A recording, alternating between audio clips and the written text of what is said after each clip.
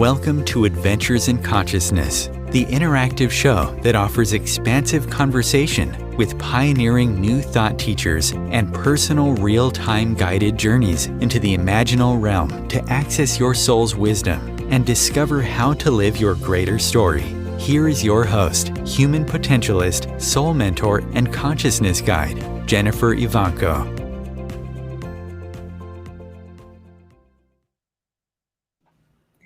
Hello and welcome. I'm really excited today to be sharing this with you. And I wanted to tell you first about the purpose for these shows. I'm hoping to invite you into a beautiful collective field where we can all be inspired to our highest potentials and possibilities. And today's show, I'm very excited because I think our guest will help take us there. Joining me in the conversation is author, rare book collector, philosopher, researcher, and international lecturer, Stephen Ross. Steve is a guardian and co-founder of the nonprofit World Research Foundation, which houses a phenomenal library with books dating back to 1492. As an author, his books include And Nothing Happened, But You Can Make It Happen, an exploration into the solutions for our health care and why these solutions have been excluded from common medical practice. Another book that I'm in the middle of and very excited about is called A Grand Design of Dreams, Contemplating Divine Revelation. As you will learn today, Stephen Ross's life is full of synchronicities, events, and fortuitous encounters.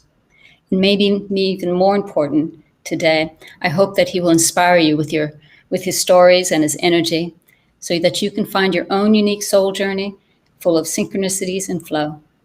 Stephen Ross, thank you and welcome.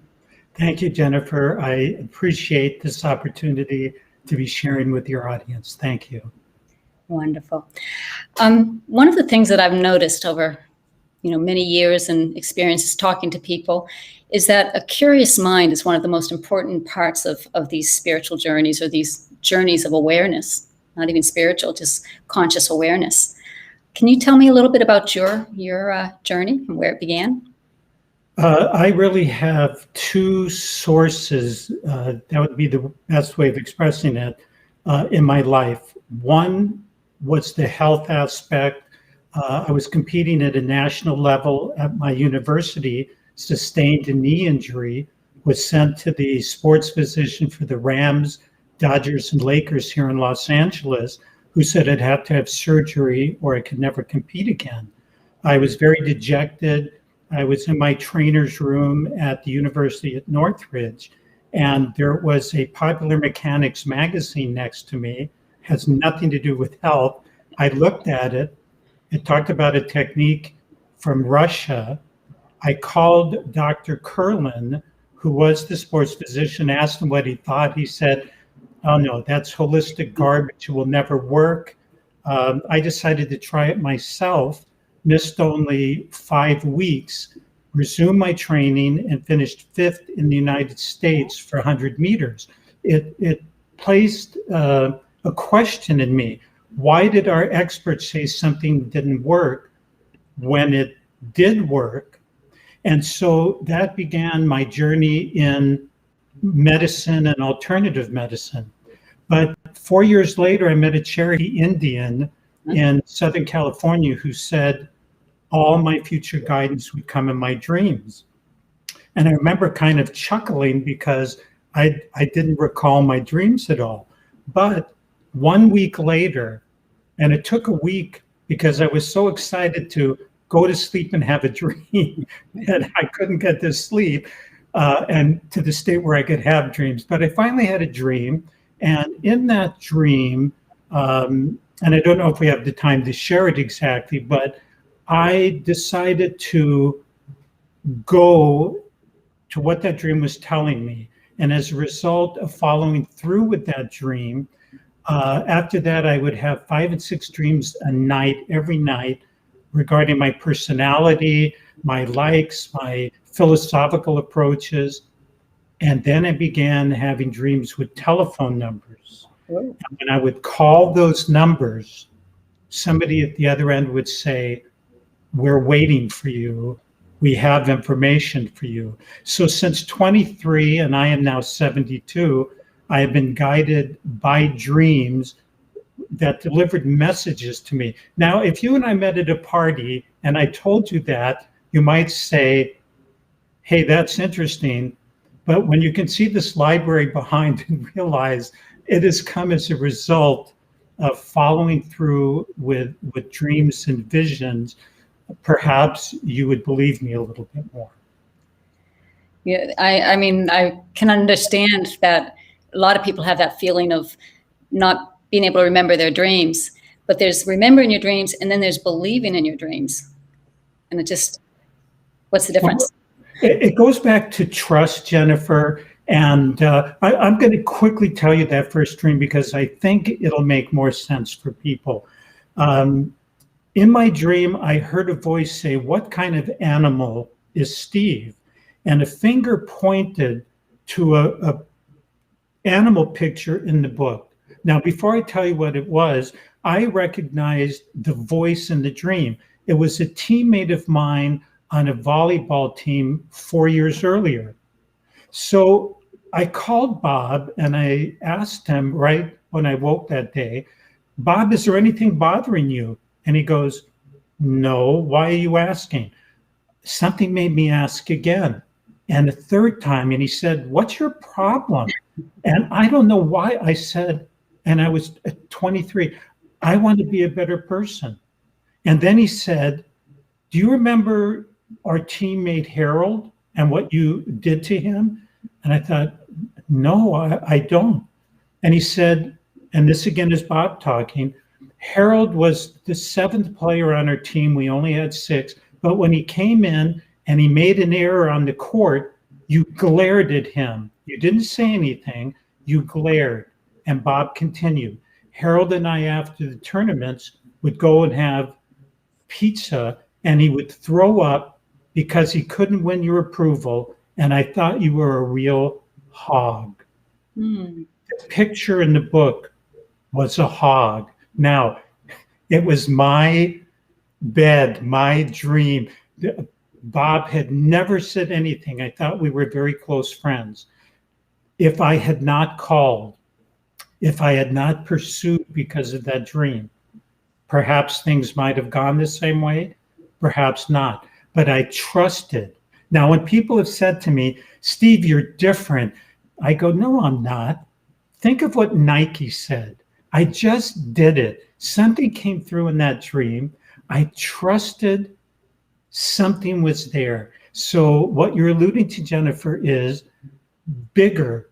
It's a matter of, do we trust ourselves?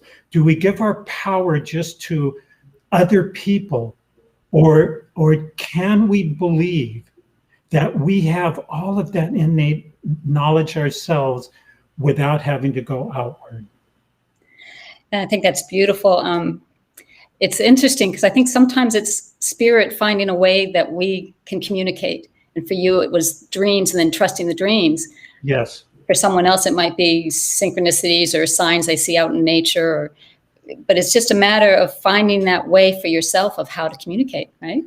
And that goes again to this feeling that there is greater guidance, whether we just want to stop at our over self or higher self, or step further and say, "Oh my gosh, we have spiritual and angelic guidance." It is an understanding that we are good as we are, and we all can tap in directly to the source, and source is. And therefore, once we get into that belief, we can accept the animal spirits that cross our path that you're alluding to. And I love it here in Sedona. My wife and I will look out at an exact second and see a bobcat walk across our property when we don't maybe see that for 5 months. And if we hadn't looked exactly at that 5-second window, we wouldn't have seen it, but we did see it. And you are absolutely right. It is the understanding that the messages are all around us. The old alchemists, Hermetic philosophers believed that the seed of perfection is in every single thing. That's why in lead, the seed of gold was there. That's an analogy for within ourselves, we have the seed of perfection. And our goal in life is working towards that alchemy of becoming that perfect seed. Nothing is going to happen outside can stimulate us, but it's not going to give us those steps. It's within ourselves, and that perfection is there. That brings up what one of my teachers used to tell me, a process we did called the entelechy. Have you heard that word, entelechy? I have not, no. So it was one Aristotle used. It's the entelechy of an acorn to be an oak tree. Oh. So it's the entelechy of us to be fully realized in our full potential. And that will trend into every aspect of our lives, our being. I wonder, and this has really become very strong in my life, when is enough enough? When do we feel that we are good enough? Because we're kind of in a culture right now where we think we have to be better. We don't have enough. There isn't enough money. We don't have enough power. We don't have enough beauty. We don't have enough wisdom. And I believe that's taken us further away from an understanding that we do have enough. We are enough within our own selves if we will just proceed along this line of acceptance and belief that we are enough as we are as individuals. That makes me think also of what I experience when I'm talking with you or some other people who are on their soul path and expressing their own soul beautifully of following and serving, that when you are with somebody that is doing theirs, it inspires you to be on your own path more. And I think when we try to be something we're not, that's where what you're saying is so critical. It's like, when is it enough? And when I'm looked at the people who I think really have the goods, they have an incredible sense of humor. They are lighthearted. You just feel better when you leave them. And there's something there. If people can understand, there's a lot of shows out there. There's a lot of teachers, and there's a lot of courses and levels. And it gives people the impression there is so much that they have to learn to get it all right. And yet, what is enough? And what are people looking for? I decided when we were going to do this show to really pose this question: what and when is enough? People will laugh and say, oh my gosh, these people seeking money, they never have enough. But what about the spiritual seekers? They keep going on and on seeking, but what is the solution? What would really determine for somebody what is enough? Well, I've looked and said, perhaps it's the people who wear life easier. They may go through the same difficulties you and I do. Or analogy would be, they may say to you, Jennifer, why is it you and I buy our shoes at the same store, but your feet don't seem to hurt? They're asking, what is your secret that you're going through life and you're handling these situations? The evolved, quote, spiritual people, they don't have less challenges and obstacles. They just handle it differently. And that just might be the key. It isn't that some people believe, oh my gosh, if I'm more spiritual, I'm not going to have the same challenges. Life's going to be easier. They may be in for a surprise, because sometimes you accelerate your challenges as you move along. It is, how are we going to handle it? It's all about the experience, right? And how we experience. Yeah. That's, embracing the experience and laughing at ourselves and observing, right? And being in the now and just saying something like this: okay, well, I didn't handle it too well this time. I'm going to do better next time. That is the key, is this improvement. Nobody hits a home run right away when they pick up a baseball bat or achieves anything without a little work.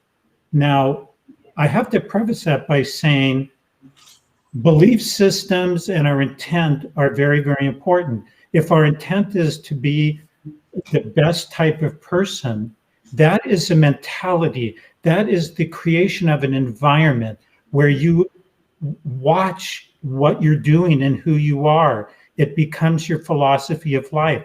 The ancient philosophers who had these titles, Platonists or Transcendentalists, it wasn't just a word, it was a lifestyle. Today, people in this fast food time seem to say, oh, I'm a Christian, I'm at this, I'm at that. It's more than just the words. It is a lifestyle. It is a philosophy. If we want to be, quote, good, then you do good things. If you're interested in beauty, you act beautifully. You do things in beauty. It isn't rocket science, spirituality. We need to get it back to bedrock, which is know thyself, be one with whatever your intent is. You want to be good, you be good. You talk beauty, you walk beauty, you share beauty. If we're going to be loving, that means be loving. In my opinion, all of this is my opinion, of course. Of course. Well, and you go back to the essence, I guess, is what you're saying, rather than the words or the outward experience, it's the essence. Words lose their power if the intent isn't there. There is that aspect in the Bible where Jesus sent the disciples out and they had a difficulty with doing a healing when they came back. This is really his admonition. It is the energy, the spirituality behind what you're saying. It's not just throwing out words. I wonder today when we talk about people who are wearing crosses and using terminology, are they walking the talk? Are they acting in the way that their spiritual teacher would have walked? It is a matter of even a lecturer. The lecturers who are lecturing like this and they're reading, they're not connecting with their audience. Their words do not have the power. But we can look and say, is it the words or is it the intent behind? Many, many years ago, I read a book of Charles Kellogg, who was a great environmentalist in the 20s, who was called the bird whisperer. He could mimic any bird in nature, but he had another gift. He could control fire and flames by different sounds of his voice. And he did an experiment out of San Francisco KGO radio, where at precisely 9 p.m., there was a flame at a fire station 19 miles away, and he was to utter a sound that would make the flame go up, a little later go down, and then go out, which he did perfectly. Well, 2 weeks after I read the book, I came across the Laplanders in Lapland, and they could control fire, singing different melodies. I met a Laplander who demonstrated to me that she could do this. 1 week after that, I read about the Rafai school of Sufis who could sing and stand in fire. Now, I'm sharing the story for a very important reason. None of the frequencies were the same. None of them. Therefore, my question is, was it the frequencies or was it their belief? Was it their intent? And so this is a very important key for anybody listening here. It may not be, it's not necessarily the formula. It is your intent, your faith that's going to make something happen. And to me, sometimes it's the visceral belief that you have inside that it is going to happen. And your belief comes from that faith and that understanding, and then you can create it and make it happen. Yes, that is the key. This is why a woman, to save her husband or child, will lift a car off a person. People will do incredible things, super, quote, human, but not really.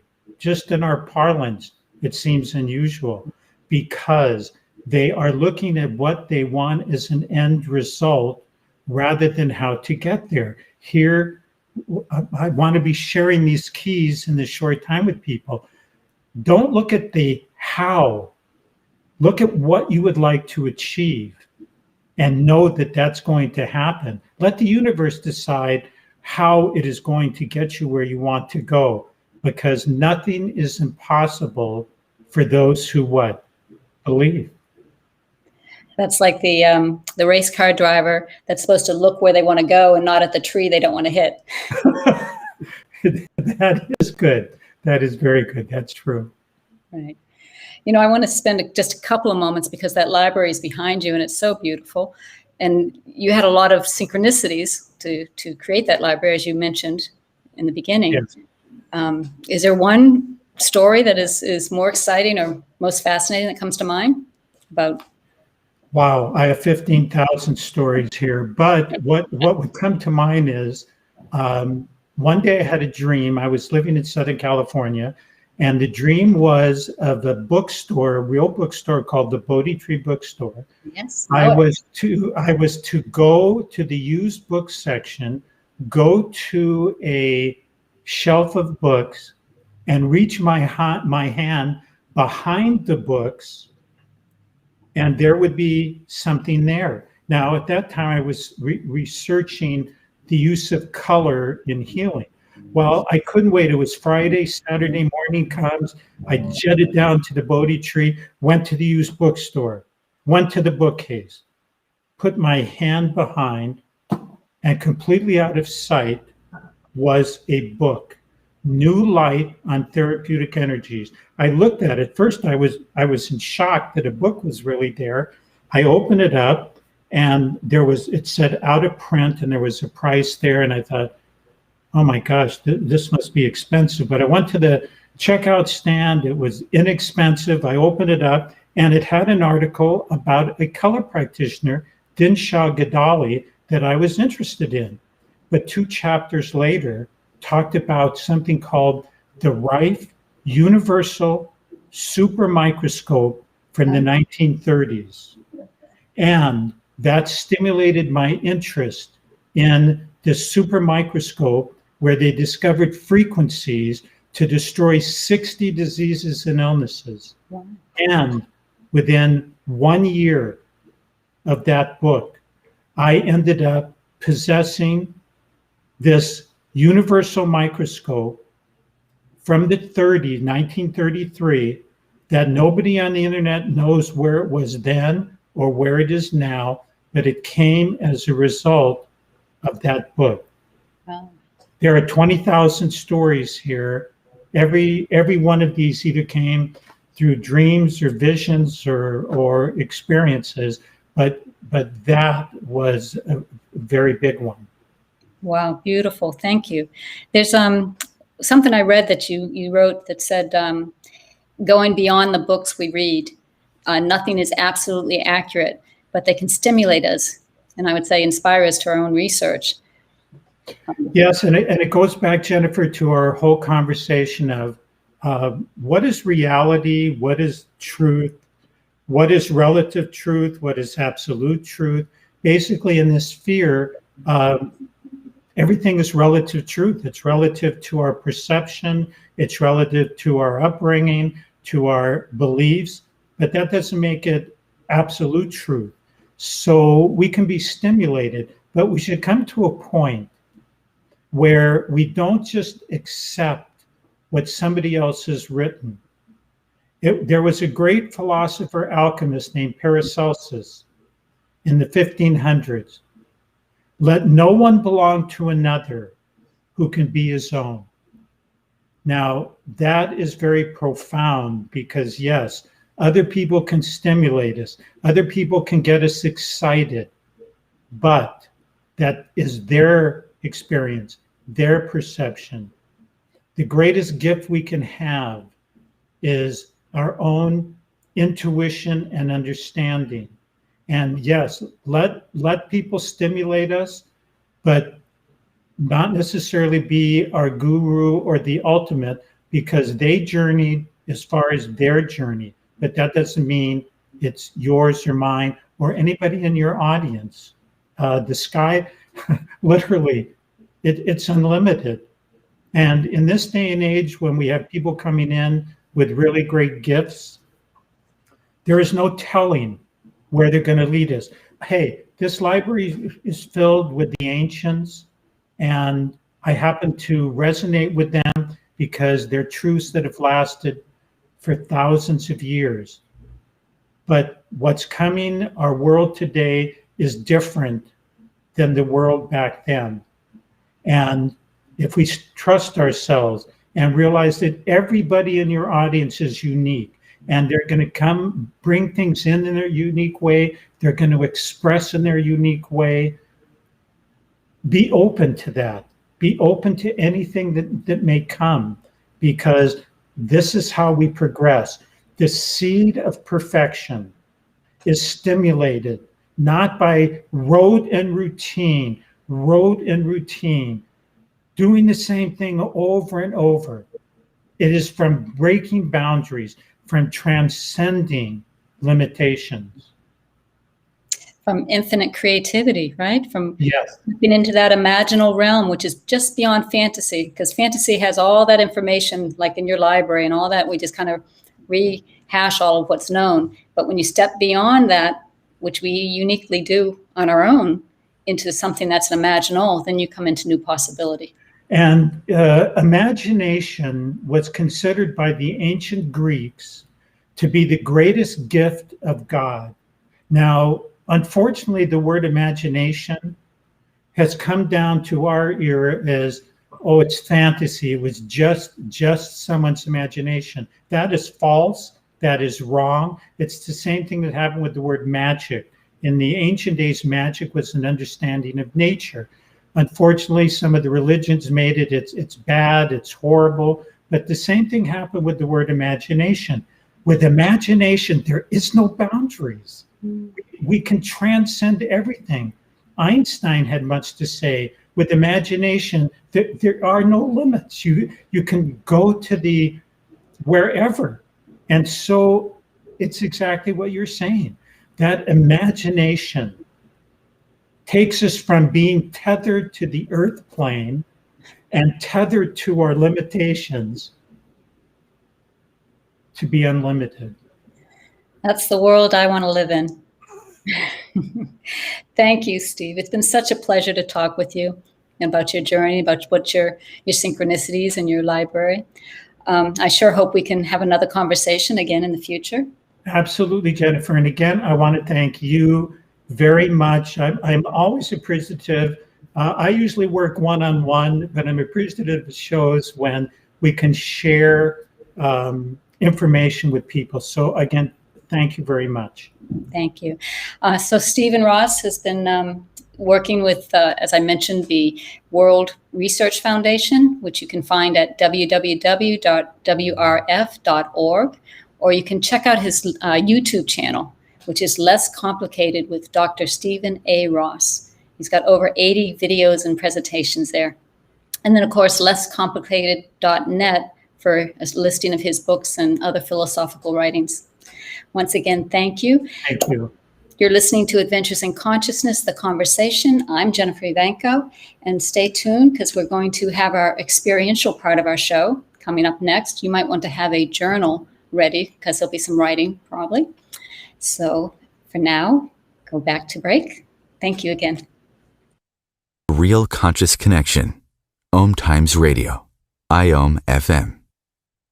Om Times Magazine is one of the leading online content providers of positivity, wellness, and personal empowerment. A philanthropic organization Their net proceeds are funneled to support worldwide charity initiatives via Humanity Healing International. Through their commitment to creating community and providing conscious content, they aspire to uplift humanity on a global scale. Om Times, co-creating a more conscious lifestyle.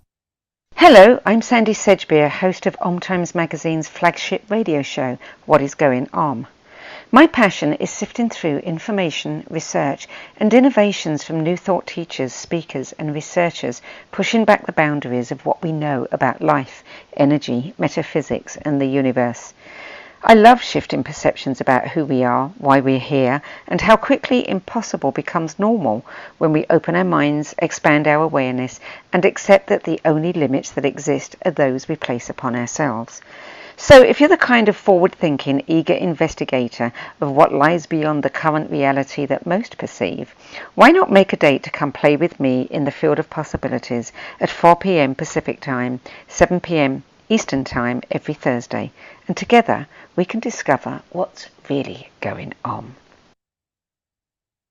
There is no greater mystery in life than you. So why not take a fully experiential plunge into the depths of your being to uncover and retrieve all the secrets and wisdom your soul is crying out for you to know? If you enjoy Adventures in Consciousness, the conversation, you'll love Adventures in Consciousness, the course. Join Jennifer in this unique 13-week series of journeys specifically designed to unlock the mysteries of yourself. Each week, you'll journey progressively deeper into the meta realm, where, freed from the limitations of your mind, you'll get to play and explore the inner and outer reaches of your awareness. The next series of Adventures in Consciousness, the course, is starting soon. Find out more and stake your place at jenniferivanco.com. There was an old woman who lived in a shoe. She had so many children she didn't know what to do.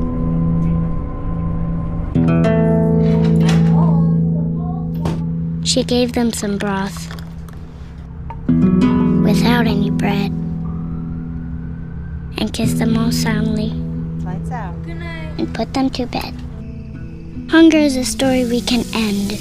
End it at feedingamerica.org.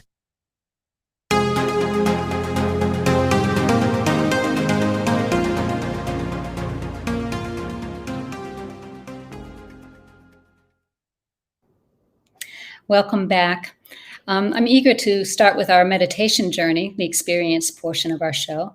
But I did want to mention real quick, once again, about that curious mind and how powerful it is for us in our own personal journeys to every once in a while step out of our expertise, to step out of that, I know this already, and just for a moment to be that filled with wonder child. Also looking at our senses. We take in the world through our senses. And when we walk around in habit and expertise, we tend to block things down. We tend to not really smell or really taste or really live our experiences. So I do have a interesting exercise I'd like to demonstrate, but I'm going to wait till after our meditation and see if we have time. So if you have your journal handy, like I said, you might want to take that now, have it ready. And we're ready to begin.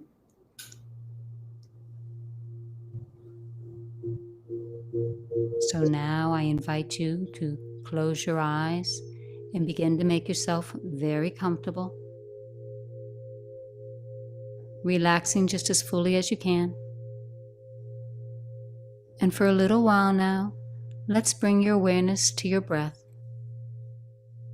As you breathe in and out. Not changing your breath, just being aware of how you breathe in and out.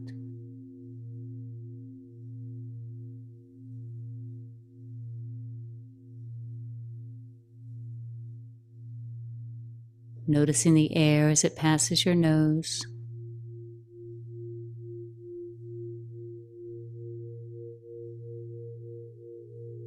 And now deepening just a little, and notice your chest rise and fall with each breath.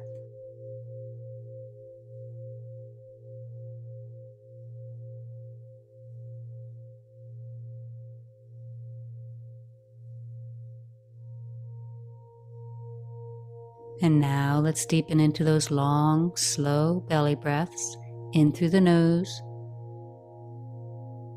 Hold, out through the mouth. Hold, and continue like this.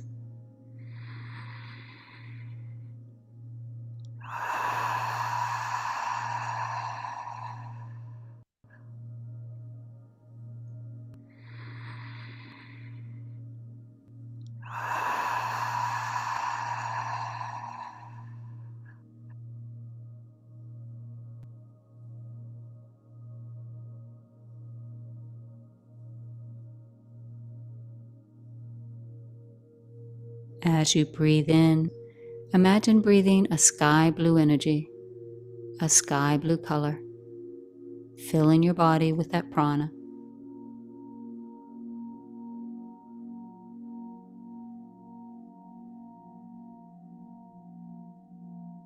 And as you breathe out tension and stress, as if you're breathing out the color gray.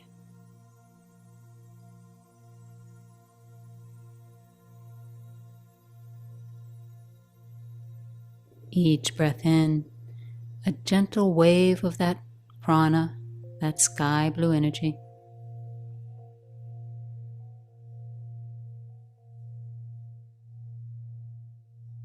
And each breath out, going a little deeper, a little more into that peace and stillness.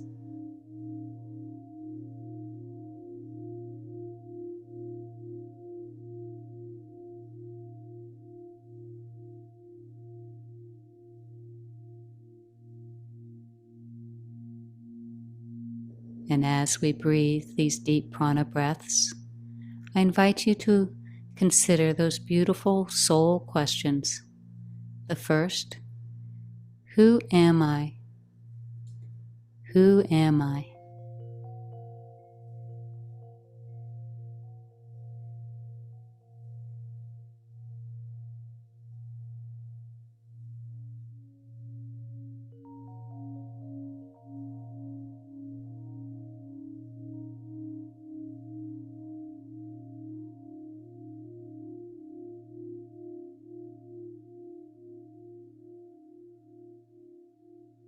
The next soul question, what do I want?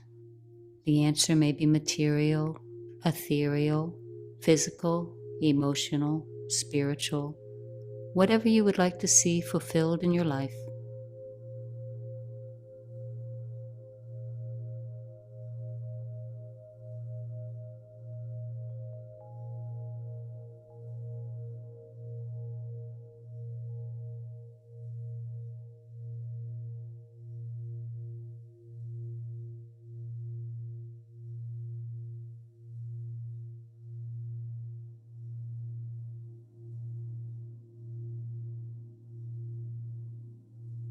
And the last soul question, what is my purpose?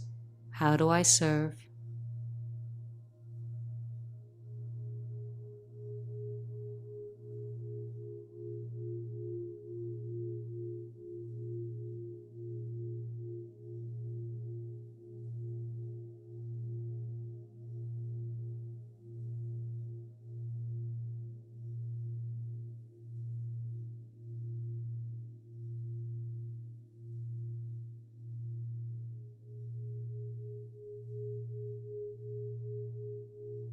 Now take a deep breath in and release. Releasing all the questions and any answers that may have come, allowing the universe to work out the details.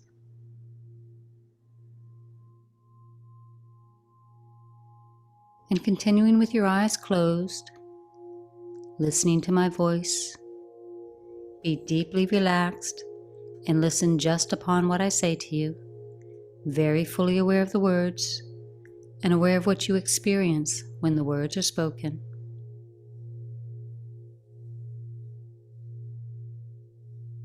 I invite you now to bring your awareness to your heart center, to that place where your deep desires are. And bring to mind something you are facing in your life right now.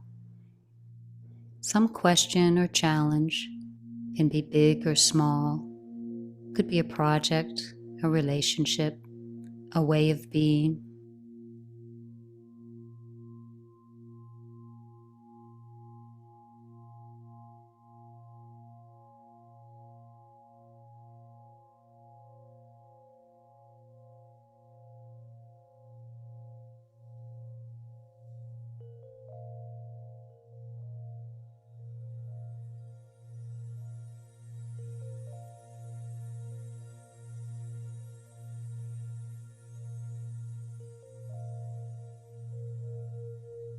And at the same time now, I'd like you to connect to a feeling inside, a sense that something wonderful is about to happen.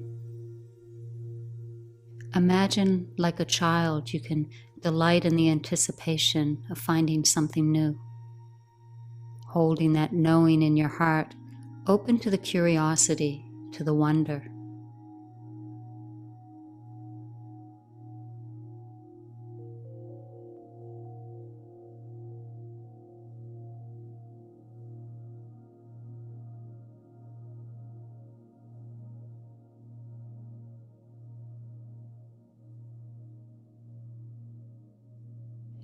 And when you have that sensation of quickening, of excitement, of something about to happen, I invite you to bring your hands out in front of you. Physically move your hands out in front of you.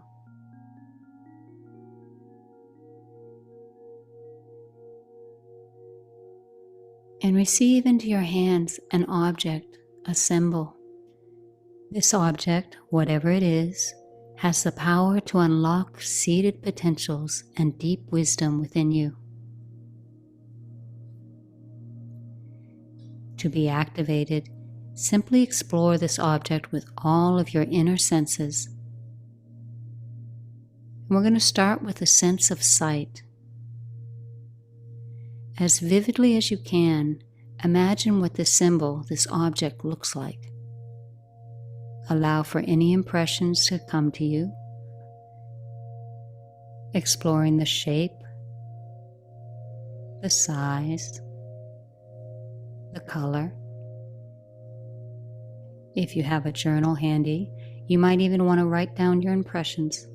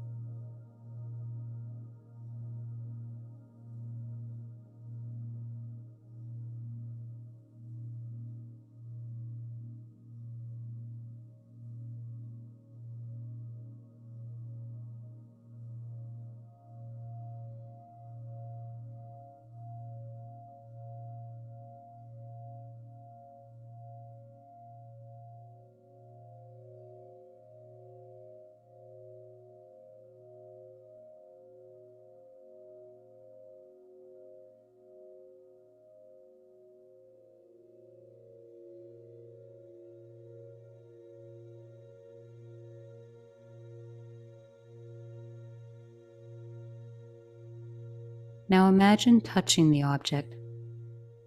What do you notice? Is it smooth or rough, hot or cold? Write down any impressions.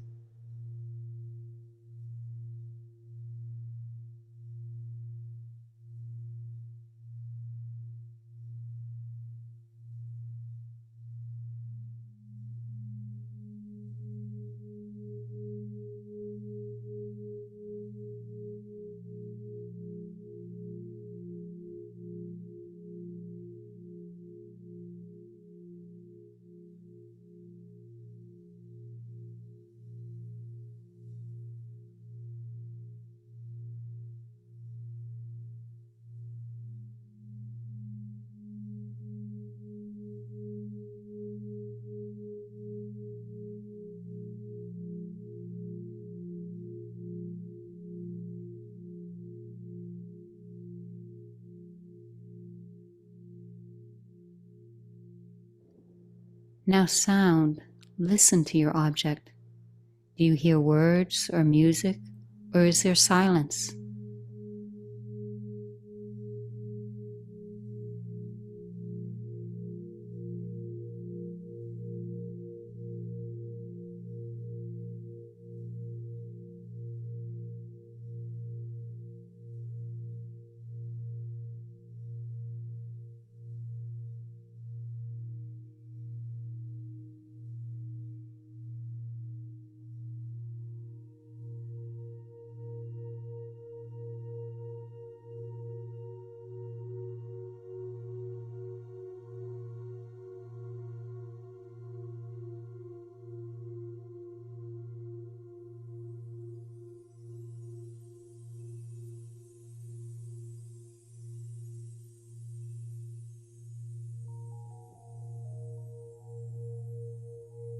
Now smell. What is the aroma that comes to mind as you connect with your object?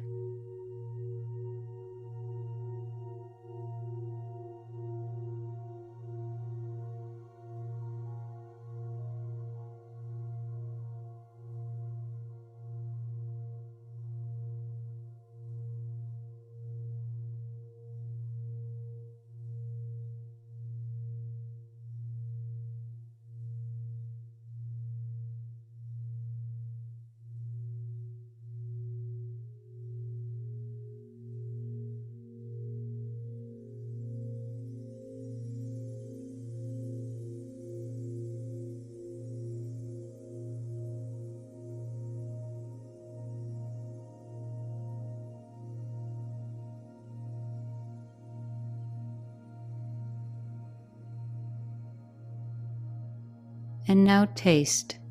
Is there a taste that comes to mind?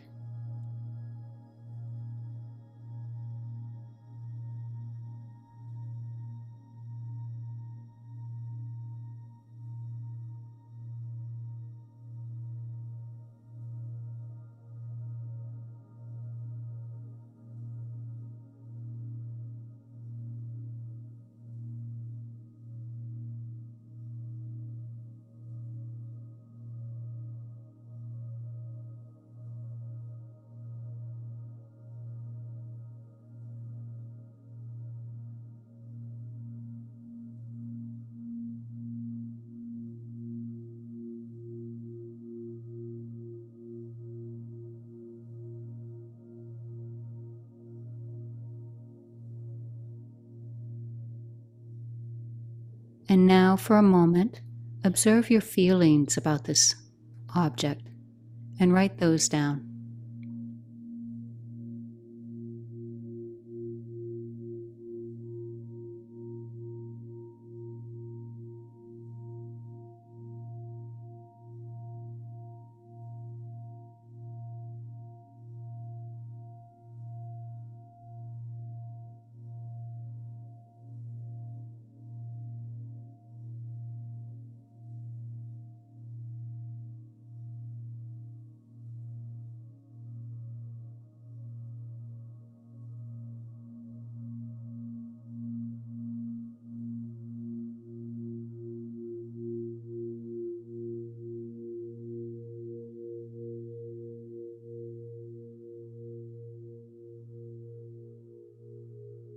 Very nice. And know that your insights and understandings will continue to grow. Pay attention to synchronicities and to your dreams. And you may want to keep a journal and continue writing your new insights or even drawing this object or the symbols.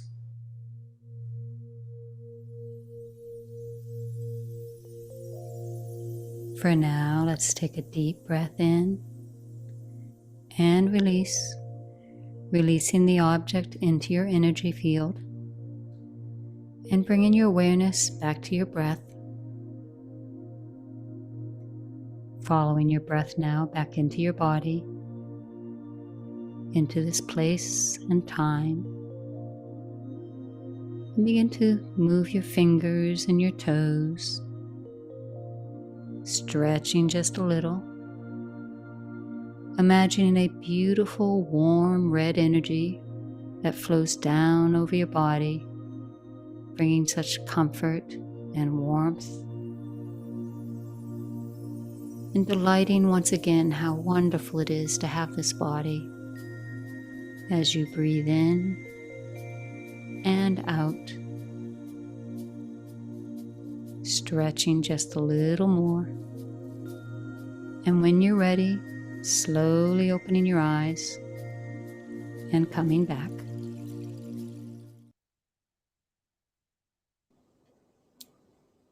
Welcome back. Coming back slowly. I'd like to mention we started this meditation, or in the meditation, I asked you to bring to mind something that you're facing in your life right now. And then we received an object or a symbol. Encoded within that is all these deep wisdoms that come from your soul, from who you are. And we process it through our different senses. And we tend to very quickly know what it means, and then we're done.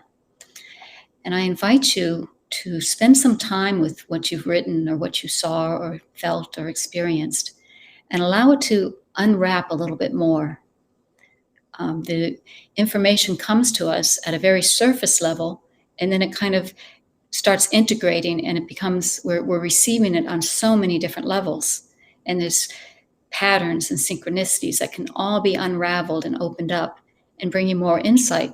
And then we bring it back to what your initial thought was about something you're facing right now. This is your own higher self speaking to you about, storm just hit, thunder. It's your own higher self speaking to you. So watch those synchronicities.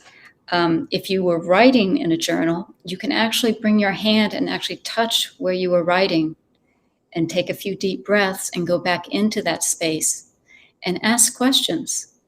You know, we get this information, and sometimes you can go a little bit deeper by asking yourself or asking the higher self, what does this mean?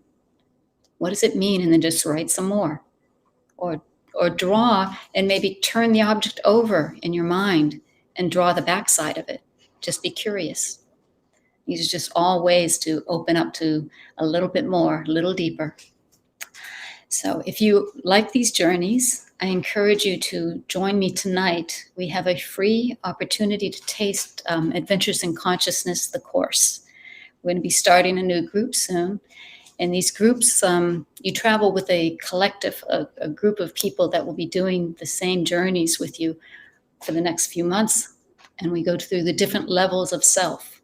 Like the physical realm is where we start, looking at not only our extended body, but our energetic body, and going even deeper. Tonight is the opening, so we just open to the mysteries, all the mystery schools from the past, and from the present, and even from the future. And kind of tap into what's coded inside of you, what we carry from our individual journeys and also from our collective journey. So if you're interested in joining me and some other people who are excited about these journeys, please go to my website at jenniferivanco.com, or you can always email me any of your questions or thoughts, and that would be at jennifer@jenniferivanco.com. I guess I did want to mention I had another little exercise I wanted to share with you about senses. And I guess we have a few more minutes I can share with you. It's just a little demonstration how we can play with memory and imagination to activate our perceptions. So if you take a moment now, we'll do this very quickly. If you take a moment and look at an object in your space, it can be any kind of object. Small, large, potted plant, picture, a pattern on the wall, whatever it is, just take a note of it.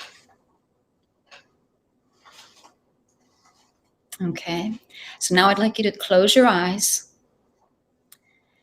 And I want you to fully, as vividly as you can, experience these sensory experiences as I describe them.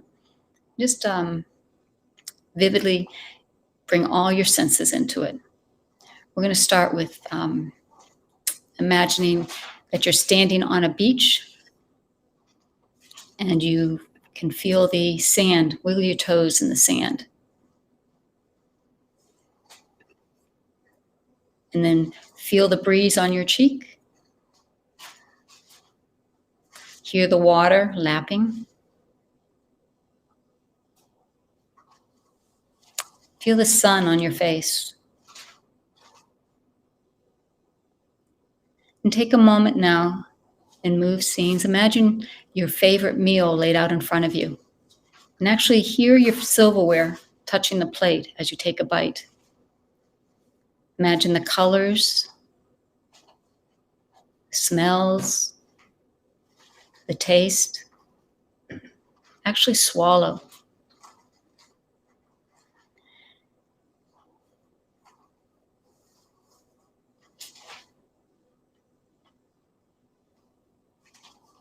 See how much you can enjoy that meal just in your imagination.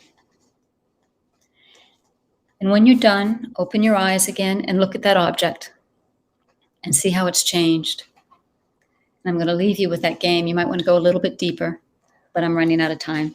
So until next time, next week, have a beautiful day.